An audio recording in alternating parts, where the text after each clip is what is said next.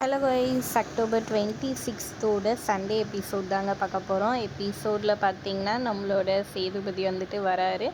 உங்ககிட்டலாம் நிறைய கொஷின்ஸ் கேட்பேன், அதுக்கு எல்லாத்துக்கும் வந்துட்டு நீங்கள் பதில் சொல்லுவீங்களா அப்படின்ற மாதிரி ஆடியன்ஸ் கிட்ட கேட்க ஓகேன்ற மாதிரி சொல்கிறாங்க. அடுத்தது உள்ளே போகிறாங்க. போனவுடனே வந்துட்டு எல்லாம் ஸ்டார்ட் பண்ணலாமா அப்படின்னோடனே வினோத் வந்துட்டு சார் எனக்கு வந்துட்டு 31 பர்த்டே சார், அப்போ நீங்கள் நடுவில் வர மாட்டீங்க, அதனால் என் பர்த்டேக்கு நீங்கள் விஷ் பண்ணுங்களேன் சார் அப்படின்னு சொன்ன உடனே ஆடியன்ஸை பார்த்துட்டு ஓகே விஷ் பண்ணிடலாமான்னு தமிழில் வந்துட்டு அவர் ஒவ்வொரு வார்த்தையாக சொல்ல ஆடியன்ஸும் கூட சேர்ந்து சொல்லி விஷ் பண்ணுறாங்க. உடனே வினோத் சந்தோஷமாயிறாரு. சார் நான் ஒரு பாட்டு பாட்டுமா அப்படின்னு சொல்லிட்டு கேட்குறாரு.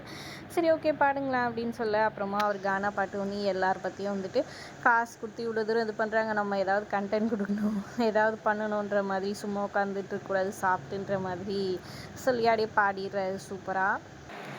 கனி கேப்டன்சி எப்படி போச்சு அப்படின்னு சொல்லி கேட்க ஆளாளுக்கு ஒரு விதமாக சொல்லிகிட்ருக்குறாங்க. கம்ருதீன் பாரு எல்லாம் வந்துட்டு பார்ஷியாலிட்டி பண்ணாங்க அப்படி இப்படின்னு சொல்லிட்டு கம்ருதீன் சொல்கிறது எனக்கு ஒன்றும் புரியல, பாரு உங்களுக்கு புரியுது அப்படின்னு கேட்க எனக்கும் புரியல சார் அப்படின்னு சொல்ல அப்போ கம்ருதீன் எக்ஸ்பிளைன் பண்ணுங்கன்னு சொல்கிறாங்க. கம்ருதீன் வந்து பாருவை பார்த்து சொல்லிகிட்ருக்க, என்ன ஜெயிலில் பேசுன மாதிரி குசு குசுன்னு பேசுகிறீங்க அப்படின்னு சொல்ல ரெண்டு பேரும் சிரிக்கிறாங்க. நான் என்ன சொல்கிறேன், என்னமோ சாதிச்சிட்ட மாதிரி வெக்கமே இல்லாமல் சிரிக்கிறாங்க பாருங்களேன் அப்படின்னு கலாய்ச்சி விடுறாரு நம்ம விஜய் சேதுபதி.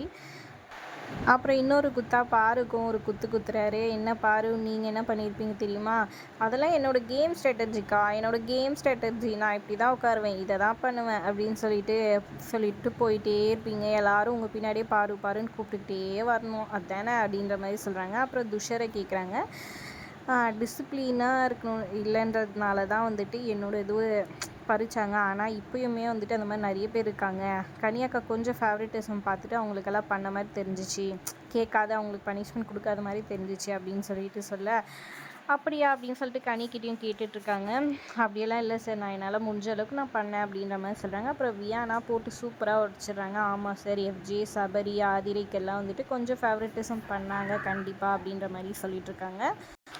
அதுக்கப்புறம் வியானாவை சேவ் பண்ணுறாரு. அதுக்கப்புறம் யாரோட நெல்லில் இருக்கிறது தான் நீங்கள் எல்லோரும் நினைக்கிறீங்க அப்படின்னு சொல்லி கேட்க ஒவ்வொருத்தரையாக கேட்குறாங்க. முதல்ல வந்துட்டு எஃப்ஜேவை கேட்குறாங்க. பாரும் திவாகரும் வந்துட்டு மாறி மாறி நெல்லில் தான் இருந்துக்கிறாங்க. இப்போ பாரு வந்துட்டு இவர் கம்ருதீன் பாருது, திவாகர் வந்துட்டு இப்போது திவாகரோட நெல்லில் இவங்க இருக்காங்க, திவாகர் வந்துட்டு மற்றவங்களோட நெல்லில் இருக்காருன்னு மாறி மாறி சொல்கிறாங்க. அடுத்து கெமியை கேட்டால் கெமியுமே பாரு அரோராவை சொல்கிறாங்க. அரோரா வந்து துஷர் நடுவில் இருக்கிறாங்க. பாரு வந்துட்டு திவாகர் கம்ருதீன் அவங்க நேரத்துக்கு ஏற்ற மாதிரி யூஸ் பண்ணிக்கிறாங்கன்னு இவங்களும் ஒரு பக்கம் சொல்கிறாங்க. முக்கால்வாசி பேர் வந்துட்டு பாரு திவாகர் கம்ருதீன், அதுக்கப்புறம் அதை விட்டால் வந்துட்டு அரோராவை சொல்கிறாங்க. இப்படியே போயிட்டு இருக்குது. வினோத் வந்து கனியை வந்துட்டு எஃப்ஜே வந்துட்டு கனியோட நிழலில் இருக்காங்க, ஆனால் ஆதிரை வந்துட்டு எஃப்ஜேவோட நிழலில் இருக்காங்க. இந்த மாதிரி மாறி மாறி இருக்கிறாங்க வைஃப் ஷவான்னு சொல்கிறாங்க. ரம்யா வந்துட்டு பாரு கம்ருதீனும் துஷார் அரோரா இவங்க 2 பேர் ஜோடியே சொல்கிறாங்க. இவங்க 2 பேரும் மாறி மாறி நிழலோடு இருக்கிறாங்கன்னு சொல்கிறாங்க. அப்புறம் துஷார் பார்த்திங்கன்னா வினோத் கம்ருதீன் பாருவும் கம்ருதீனும் அவங்கவுங்க நிழலில் இருந்துக்கிறாங்க அப்படின்னு மாறி மாறி மொத்த பேரும் வந்துட்டு சொல்லிக்கிட்டு கிடக்காங்க. ஆனால் நம்ம பாருவை கேட்டால் கனின்றாங்க, எஃப்ஜேன்றாங்க, சபரின்றாங்க, இவங்க நேரில் அவங்க நேரில் இவங்கன்னு சொல்லிட்டு அவங்களுக்கு பிடிக்காத மொத்த லிஸ்ட்டுமே ஓரளவுக்கு சொல்லிடுறாங்க. அதை பார்த்த விஜய் சேதுபதி காண்டாயிட்டு ஒரு கட்டத்தில் பார்த்தீங்களா எப்படி ஒரு திறமை, நீங்கள் யாருன்னா இந்த மாதிரி சொன்னீங்களா, அவங்களுக்கு பிடிக்காதவங்க எல்லார் பேரும் வந்துட்டு வரிசையாக எப்படி வந்துட்டு 2 இதுல அடுக்குனாங்க பார்த்தீங்களா பாரு அப்படின்னு கலாய்ச்சி சிரிக்கிறாரு. அதுக்கப்புறம் எல்லோரும் அரோரான்னு ஓரளவுக்கு சொன்னதுனால அரோரா பிரேக் விட்டோன்னே வந்துட்டு ஃபீல் பண்ணிகிட்ருக்காங்க. அதை சொல்லி பிரேக் முடிஞ்சிட்டு வந்தோடனே சேதுபதி வந்துட்டு அரோராவை தான் சேவ் பண்ணுறாரு. யார் எவிக்ட் ஆவீங்கன்னு நினச்சின்னு சொன்ன உடனே எல்லாருமே நிறைய பேர் அரோராவை தான் சொன்னாங்க, ஆனால் அரோரா சேவ் ஆகிட்டாங்க. அடுத்ததான் இப்போ எவிக்ஷன் ப்ராசஸில் கலையும் ஆதிரையும் மட்டும்தான் இருக்காங்க.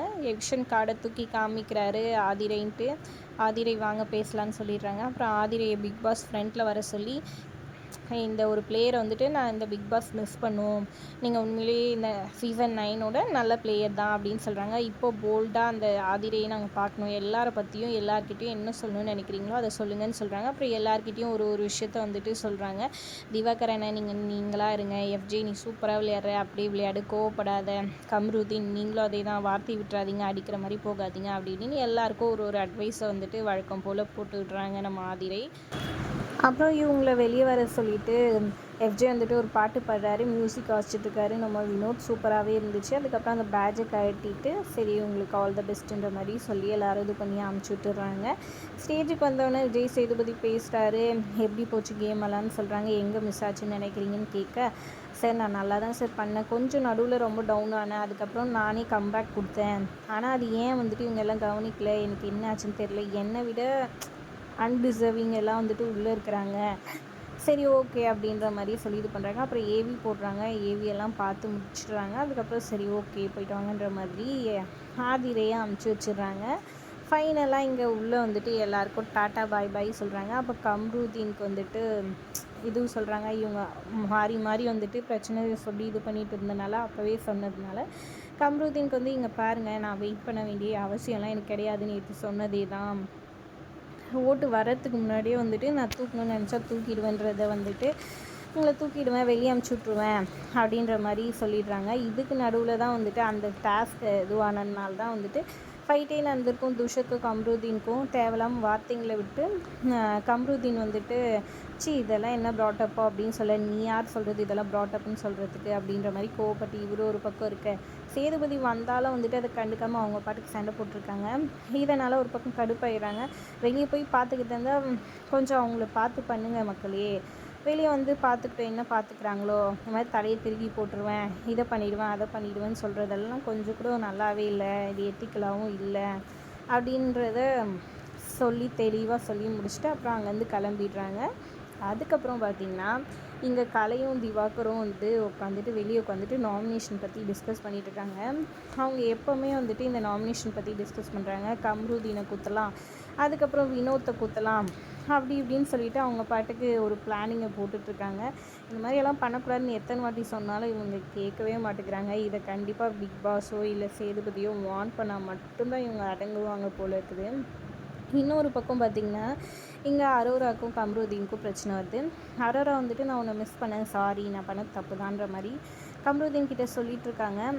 ஆனாலும் நடுவில் ஒரு ஃபைட் வந்துடுது அவங்களுக்குள்ளே, நீ பேசினது தப்பு, இப்படி சொல்லியிருக்கூடாது அப்படி சொல்லியிருக்கூடாதுன்னு அரோரா சொல்ல கம்ருதீன் வழக்கம் போல் பேச ஆரம்பிக்கிறாரு. திவாகர் உடனே, அதாவது இவங்க துஷர் வந்துட்டு உடனே வந்துட்டு அரோராவை நீ வா எதுவும் பேச வேண்டாம் வான்னு கூட்டிகிட்டு போயிடறாங்க. இதனால் கம்ருதீன் அஃபண்ட் ஆகிட்டு அவன் எப்படி கூட்டிகிட்டு போகலாம், என்கிட்ட பேசிகிட்ருக்கா கூட்டிகிட்டு போயிட்டே இருக்கான் சின்ன பையன்லாம் ஒரு ஆள் அப்படி இப்படின்னு திரும்பவும் வழக்கம் போல் வார்த்தையை விட்டுட்டுருக்குறாங்க.